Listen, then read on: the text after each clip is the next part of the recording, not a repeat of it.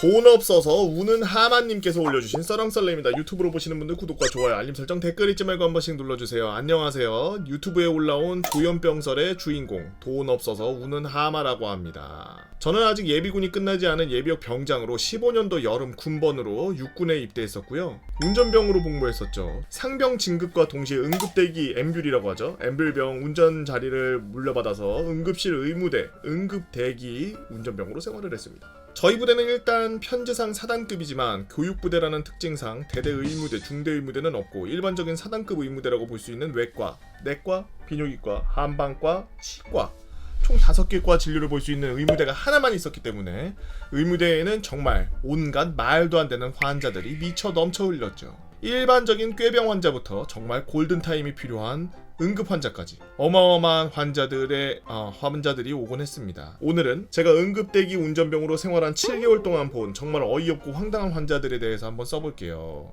첫 번째 이야기, 교육생과 비단구렁이. 때는 야간 교육이 있었던 가을밤. 저는 당시 부분대장 자리에 맡고 있었기 때문에 분대 막내들과 분대 차량들의 운행 기록들을 정리하고 있었습니다. 근데 갑자기 어깨 달린 무전기로 소리가 들리기 시작했죠. 무전기 너머의 목소리는 당시 야간 의무당직을 서고 있던 의무대 왕고 병장이었습니다. 트수야, 너 일단 의무대로 와라. 환자 생기셨습니까? 후속 나갑니까? 아니, 아직 후속 확정은 아닌데 혹시 모르니까 일단 와서 기다려. 일단 막사 1층에 있는 의무대로 내려갔습니다. 그리고 응급실에 들어가 본 광경은 정말 경악을 금치 못했죠. 응급실 2번 베드에는 누가 봐도 야간 교육을 받으러 온 것 같은 교육생 한 명이 누워 있었고 그의 바지는 내려가 있었으며 그리고 그 부위에는 플라스틱 물병이 달려 있었습니다. 그 물병 안에는 환한 비단 구렁이 한 마리가 단단하게 굳은 채 들어 있었죠. 마치 한 마리의 성난 흑염룡 같았습니다. 군의관은 일단 이걸 윤활제를 한번 발라보고서 물병을 한번 빼보자 라고 하고서 윤활제를 거의 떡칠하다시피 발랐지만 물병과 흑염룡은 완전히 한 몸이라도 된 것인지 틈 안으로 윤활제가 스며들질 않아서 여전히 빠지지 않았고 군의관은 물병을 잡아 당길 때마다 주변의 모든 병사들이 엉덩이에 힘을 주고 묘한 신음소리를 낼 뿐이었습니다. 결국 군의관은 이걸 후송을 보내야 할지 아니면 물병을 뽀개야 될지 고민을 하기 시작했고 시간이 흐를수록 물병 입구에 꽉 끼어버린 흑염룡은 마치 봉인이 풀리는 마왕처럼 점점 더 붉고 점점 더 단단해지기 시작.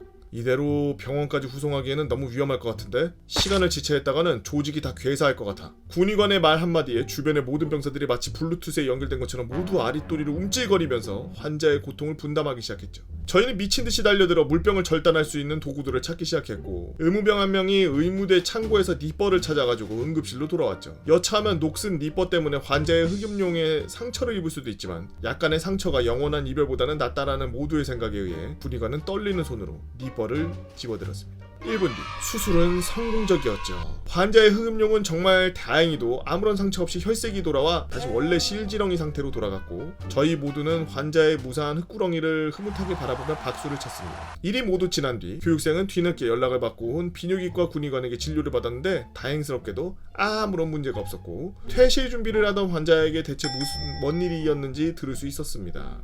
이 교육생은 야간 훈련에는 위병소 근무도 있는데 하필이면 위병소 근무를 서던 중에 갑자기 소변이 마려워진 겁니다.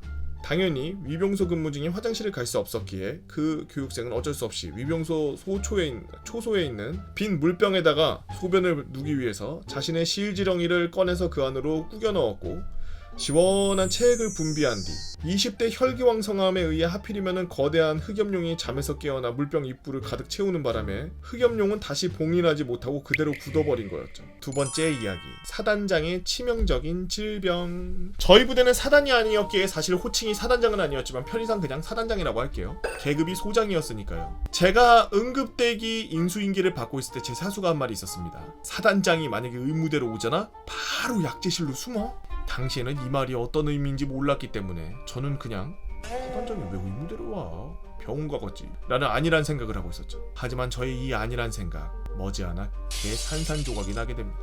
어느 여름날 한창 환자 수가 많아서 바쁘던 날이었는데 오후 3시쯤 됐을까요? 갑자기 의무대 왕고가 응급실 접수대로 미친듯이 뛰어왔어요. 트수야 숨어! 그는 단말말을 남기고 곧바로 접수대 옆 약제실로 들어가 버렸고 저도 그의 뒤를 따라서 약제실로 들어가려는 순간 누군가가 접수대로 입장했습니다. 그 사단장이 바로 찾아온 거였습니다.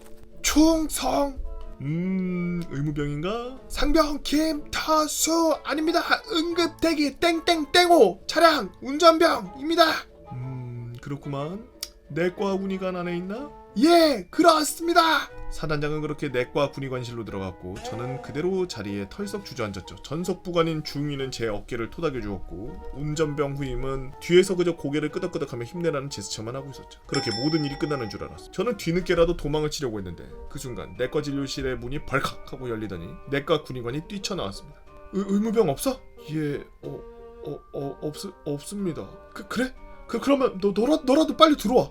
저는 얼떨결에 진료실 안으로 들어갔고 그 안에는 뽀얀 둔부를 그대로 드러낸 채 진료실 침대에 누워있는 사단장. 네, 사단장은 치질 환자였습니다. 그리고 땅구멍에다가 제 손가락도 넣는 경험도 했죠. 처음 알았어요. 치질 환자는 땅구멍 안에도 연고를 바른다는 거. 제 손가락은 그의 그곳에 연고를 얇게 펴발랐고 그는 제 손가락이 훑어 지나갈 때마다 짧지만 강렬한 신음소리를 내었습니다. 그렇게 10분 정도의 영혼과 같은 시간이 흐른 뒤 저는 영혼과 육체 모두 씻을 수 없는 상처를 남기고 진료실에서 빠져나올 수 있어요. 사단장은 쾌변을 마친 듯한 표정으로 의무대를 빠져나갔죠. 장갑은 꼈었지만 아직도 손에 남아있는 그 촉감은 잊을 수가 없네요. 세 번째 이야기.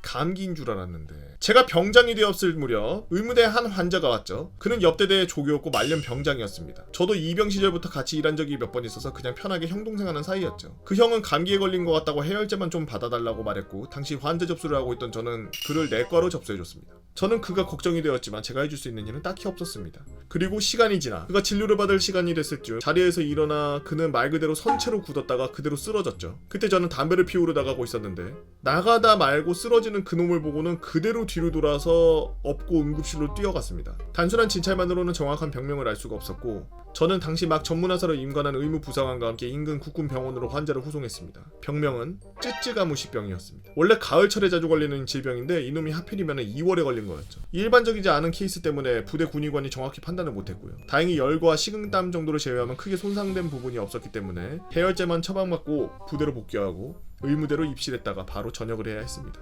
네 번째, 교육생과 비단구렁이 2. 부대에 간부 교육생이 들어오는 만큼 당연히 저희 부대는 여군들도 교육을 받으러 옵니다. 문제가 있다면은 남녀가 함께 들어오는 경우가 종종 있다는 거죠. 보통은 이런 경우 다른 중대, 최소한 다른 소대에더라도 배치가 되는 거라고 생각을 하실 텐데 제가 짬찌끄레기 시절일 때는 이런 식으로 중대 배치를 했지만 왜인지 모르겠지만 제가 병장을 단 후에는 남녀 교육생을 한 소대에다 섞어 넣었습니다. 이렇게 한창 20대인 남녀를 한 곳에 모아두니 당연히 오만 일들이 다 일어났고 그리고 어느 주말 사건이 발생했죠. 부대회관에 환자가 생겼다는 전화가 왔습니다. 저는 무전을 받자마자 의무대 응급실로 뛰어가서 의무병과 당직 군관, 비뇨기과 군의관을 태우고서 회관으로 향했고 도착하고 보니 회관병들의 표정이 어딘가 묘했죠. 환자가 발생한 곳은 회관 2층 노래방이었습니다. 저는 노래방이라는 말을 듣자마자 환자가 간부교육생이라는 것을 직감했죠. 간부교육생들은 주말에 회관 이용이 자유였고 교육기간 중에 합법적으로 술을 못 마셨지만 가끔 노래방에 숨어서 스리슬쩍 술을 홀짝이는 놈들이 있었기 때문에 이런 놈들 중 한 놈이 술 먹고서 뚝배기가 깨졌나 보다라고 생각하고 있었죠.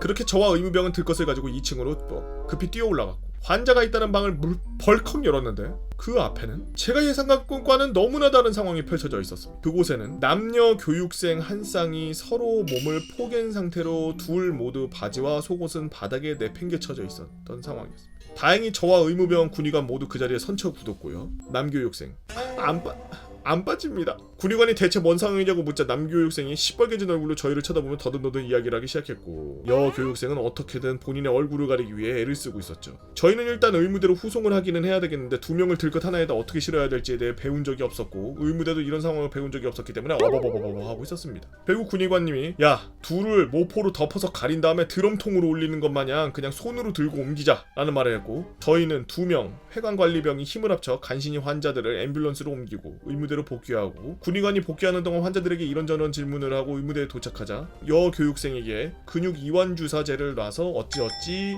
일이 해결이 되었습니다. 여기까지가 제가 본 황당한 응급 환자 일부를 말씀드렸어요. 돈 없어서 우는 하마님께서 올려주신 썰렁썰레였습니다. 여러분들은 어떤 재미난 이야기들이 있나요? 여러분들의 재미난 이야기 네이버 카페 개보고 펜다보에라 개펜다로 오셔서 썰렁썰레 게시판에 다각을 남겨주시면 유튜브로 작업해서 업로드하도록 하겠습니다. 유튜브로 보시는 분들 구독과 좋아요 알림 설정 댓글 잊지 말고 한 번씩 눌러주시고요. 오늘도 나라 지키기 위해서 고생하고 계시는 국군전병 여러분들 진심으로 감사드립니다.